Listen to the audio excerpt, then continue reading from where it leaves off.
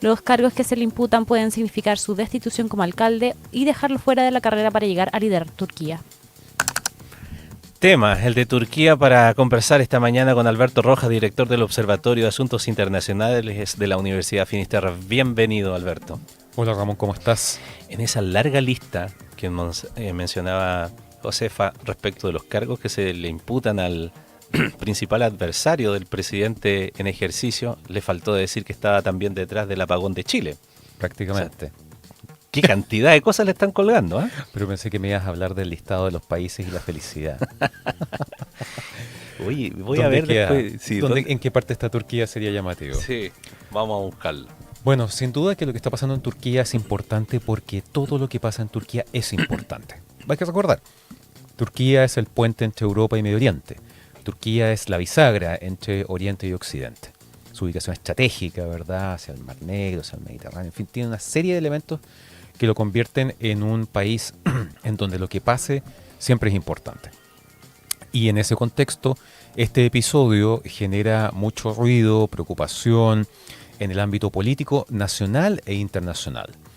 Porque hay que considerar que Imamoglu es efectivamente una figura importante, no solamente por ser el alcalde de Estambul, sino porque es el líder del principal partido opositor. Y efectivamente, como se decía, estaba previsto que este domingo hubiese un proceso de primarias en donde efectivamente él quedara listo como candidato, ¿verdad?, para la próxima elección presidencial, que es en 2028. Ahora, estamos en el 2025. Alguien podría decir, bueno, ¿por qué tanta premura? Claro. O sea, esa sí que es campaña larga. Claro.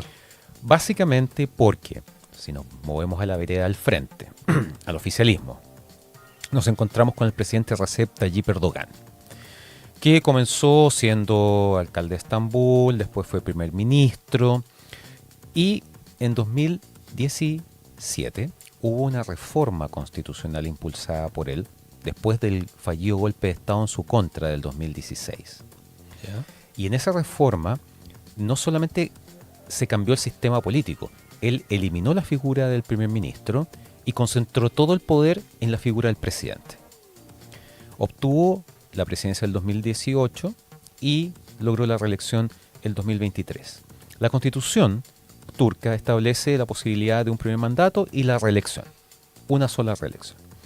Sin embargo, hay un párrafo que en este caso es clave para entender todo lo que está pasando y que dice que si el Parlamento decide adelantar las elecciones presidenciales durante el segundo mandato del presidente, Ya. son varias condiciones, ¿verdad? Adelantar la elección presidencial, pero solo durante el segundo mandato del presidente, ese presidente en funciones se puede presentar como candidato para un eventual tercer mandato. Ah, ya. Tomando en cuenta que el segundo mandato como que no terminaría totalmente, pero le permitiría entonces... Podría seguir. Exactamente. Y en eso está. Y esa es la razón, o ese es el tema por el cual vemos este interés por definir candidatos pensando en una elección presidencial del 2028. Y claro, ¿cuál es el punto? Si uno revisa las estadísticas, parte también de la reforma constitucional del 2017, estableció que el Parlamento turco tiene 600 escaños. Por lo tanto, la mayoría son 301. El AKP, que es el Partido Justicia y Desarrollo, el partido de Recep Tayyip Erdogan, el partido en el gobierno, en la última elección logró 268, lo cual no le permite tener la mayoría absoluta. Pero pactó con el Partido de Acción Nacionalista, que es un partido de ultraderecha, que le facilitó 50 escaños. Por lo tanto, esta coalición tiene 323 escaños. Ya. Tiene la mayoría en el mayoría. Parlamento y eso facilita la posibilidad de levantar esta propuesta de adelantar la elección, cosa que le permitiría a Erdogan decir, perfecto, adelantamos la elección, no termino mi segundo mandato consecutivo, pero me voy puedo por un postular tercero. a este tercero. Exactamente. Esa es la jugada. ¿Y qué tanta sombra le está haciendo este eventual candidato? Porque esto que le sacaron el título para que sea el requisito. Le quitaron el título. Me llamó mucho la atención. Pero que también es estratégico, porque si se establece como requisito para ser candidato a la presidencia tener un título de educación superior, Claro. y se lo quitas, automáticamente queda Fuera. fuera de la despista. Claro. O Más sea, allá de todas las otras acusaciones judiciales que puedan Claro. levantarle, pero ahí ya no cumple con el requisito. y chao. Eso ya me parece incluso más contundente para bloquear su candidatura. Mira, hay que considerar que Erdogan, después del golpe fallido en su contra del 2016, se radicalizó mucho e hizo una purga de la sociedad turca muy fuerte.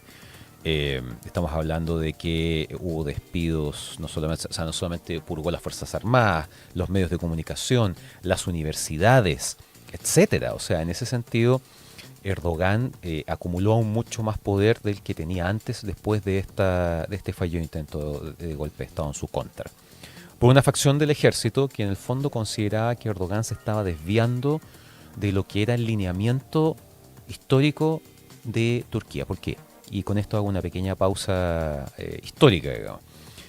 Después del fin de la Primera Guerra Mundial y la desintegración del Imperio Turco Otomano, Kemal Atatürk se convierte en el padre de la nueva Turquía, una Turquía moderna, una Turquía que es una república, una Turquía en donde, por ejemplo, se establecen prácticas muy occidentales, una constitución, un registro civil, se acaba la poligamia, una serie de elementos, así, y se instala el tema de la vestimenta occidental, y una de las cosas que establece es que Turquía es un país laico. El 99% de la población de Turquía es musulmán, pero no es confesional. No es Irán, no es como otros países en donde existe una religión oficial e incluso una corriente oficial del Islam. Aquí no. Y dentro de la estrategia y el discurso de Erdogan y de AKP, su partido, está el factor ligeramente islamista. En términos de, por ejemplo, permitir, o sea, no hay muestras públicas, salvo que te vayas muy adentro de Turquía, de profesiones religiosas. Está lleno de mezquitas, por cierto, pero es muy raro en Estambul, Ankara, encontrar mujeres cubiertas o prácticas que tú ves en otros países de Medio Oriente. Sí. Asumiendo igual físicamente hay una diferencia de desplazarse por las calles de Ankara que la de Estambul. Totalmente de acuerdo. Sí. Y sobre todo, ¿en cuál mitad de Estambul estás? También. Si estás en la mitad oriental o estás en la mitad europea. Pero es bien interesante porque ver eso, por lo menos a mí cuando me tocó verlo hace bastante años que estuve allí, uno decía, ve que puede convivirse. Sí, claro. Es posible esto. Y por lo tanto, a través de un gobierno como una república que respeta las distintas dimensiones, se puede convivir en esto que pareciera que es imposible en otras naciones de esa parte del mundo. Sí, y en ese aspecto, como te decía, claro, este intento de golpe tuvo esa motivación porque históricamente se ha visto que el ejército turco es como el guardián del legado de Atatürk. Y entonces ellos sentían que de algún modo Recep Tayyip Erdogan se estaba desviando. Pero fracasan en ese contexto. Y, Santa Sofía, tú ves que lo convirtió de museo, ¿verdad? Nuevamente como mezquita. Así es.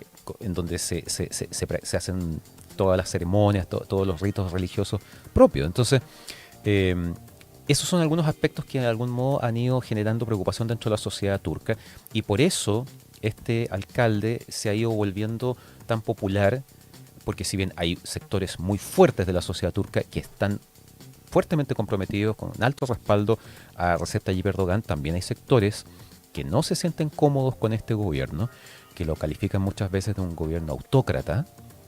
Es una democracia, hay elecciones, pero vemos que hay represión de la oposición, hay censura a medios de comunicación, etcétera. El punto es que Turquía es un país sumamente importante a nivel mundial, porque en gran medida es el muro de contención, es el cortafuego de Europa. Parte de la OTAN.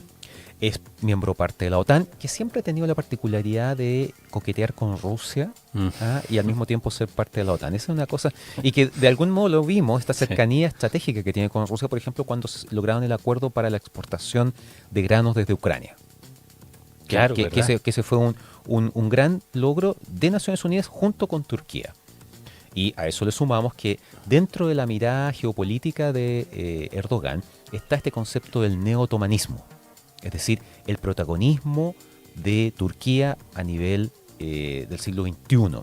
Y lo vemos, por ejemplo, en su relación con la Unión Europea, lo vemos con su relación con la OTAN, lo vemos con su injerencia en Siria, por ejemplo. ¿Te fijas? Hay que recordar que Turquía, la frontera sur de Turquía linda con Irak y con Siria, o sea, son vecinos complejos. Y también sigue siendo el postulante, el candidato eterno a la Unión Europea. Lo hemos conversado otras veces aquí, Así con es. todo lo que significaría por el peso específico de su población en cuanto a representación que podría tener. Absolutamente, o sea, la cantidad de millones de habitantes que entrarían a la Unión Europea, tomando en cuenta que en el Parlamento Europeo la cantidad de escaños por país está en función de su población.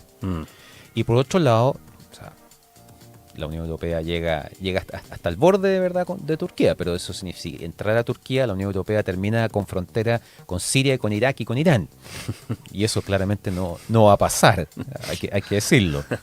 ¿Te fijas? Entonces, y vimos que Ursula von der Leyen, la presidenta de la Comisión Europea, se manifestó preocupada y que en el fondo Turquía que tenía que estar más del lado de Europa con sus valores y ese tipo de cosas. Pero por todas esas razones que tú muy bien has explicado sucintamente, le da un poder de negociación a Erdogan, digamos, o al líder que esté Mucho. Importante, porque Muchísimo. es como la niña bonita que se deja querer, pues. O sea, no se metan conmigo porque estoy por acá, me muevo por allá, y todo Claro lo que sí. todos lo necesitan en el fondo. Claro. Lo necesita Rusia, lo necesita Europa, lo necesita la OTAN, y entonces por eso hacen vista gorda con todas estas cosas. En muchos aspectos es un tema muy, muy pragmático. Porque si no tendría, si fuese menos importante la presión internacional sobre él, denuncias internacionales, llevarlo a tribunales, qué sé yo, No, y etcétera. sobre todo porque además Turquía tiene una influencia real. O sea, aquí hay tres grandes actores en esta gran región, que son Irán, Arabia Saudita y Turquía. ¿Te fijas? Ellos son los grandes actores de esta región. Y Turquía en particular con esta relación privilegiada con Europa. Piensa tú que en la década anterior, durante todo este movimiento de migración siria producto de la guerra civil, en algún momento Turquía llegó a tener 3,5 millones de refugiados sirios. Y Turquía se estaba convirtiendo en el pasadizo hacia la Unión Europea. Y la Unión Europea llegó a un acuerdo con Turquía, le pagó 6.000 millones de euros en dos pagos, por decirlo, 2016 y 2018. Dos cuotas. Exactamente. ¿Para qué? Para que mantuviera a raya a los 3,5 millones de refugiados sirios. Y en algún momento Erdogan, por alguna declaración, se molestó con la Unión Europea y dijo: si les molesta tanto lo que yo hago, abro las fronteras. Y ahí ustedes ven cómo se arreglan. Y ahí la Unión Europea dijo: no, pero no lo tomes así. No, pero no te enojes. Exacto, ¿te fijas? Entonces ahí tú te das cuenta cuán estratégico Muy es estratégico. Turquía y sobre todo cómo eso lo aprovecha mucho Erdogan. Vamos a ver qué te pasa ahora con Ekrem İmamoğlu. ¿Qué destino tendrá? Exacto. Si podrá en algún instante zafar de todo esto, recuperar su título Recuperar su título universitario para que tenga al menos el requisito cumplido para que pueda presentarse. salir a buscar trabajo si es que pierde la alcaldía. Pero después con toda la cantidad de acusaciones que le están colgando encima, vamos a ver si puede. Está difícil. Muy bien, Alberto Rojas, director del Observatorio de Asuntos Internacionales de la Universidad Finisterra, como siempre un agrado. Que esté